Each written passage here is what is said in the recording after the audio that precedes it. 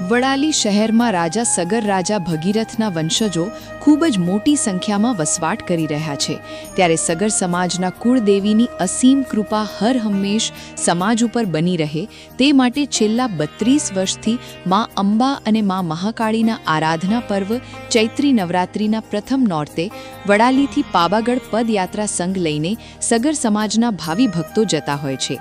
ત્યારે આ ચાલુ વર્ષે માતાજીના આરાધનાના પર્વ ચૈત્રી નવરાત્રિના પ્રથમ નોરતે શહેરમાં વસવાટ કરતા સગર સમાજ દ્વારા વડાલી ખેડ બ્રહ્મા હાઈવે રોડ પર આવેલા મહાકાળી માતાજીના મંદિરેથી વહેલી સવારે માની આરતી કરી જય માતાજીના નાદ સાથે પગપાળા સંઘ પાવાગઢ જવા રવાના થયો હતો. જેમાં શહેરના શારણેશ્વર મંદિર સુધી વાજતે ગાજતે જય માતાજીના નાદ સાથે સગર સમાજના ભાઈઓ બહેનો મોટી સંખ્યામાં પગપાળા સંઘમાં જોડાયા હતા અને ધન્યતા અનુભવી હતી.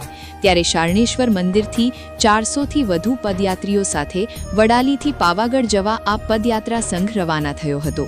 વડાલી શહેરના સગર સમાજના આગેવાન અમૃતભાઈ સગરના જણાવ્યા મુજબ દર વર્ષની જેમ આ ચાલુ વર્ષે પણ 33મા વર્ષે સગર સમાજના માઈ ભક્તો ચૈત્રી નવરાત્રિના પ્રથમ નોરતે શણગારથી સજ્જ રથ લઈને પદયાત્રીઓ પાવાગઢ જવા રવાના થયા હતા.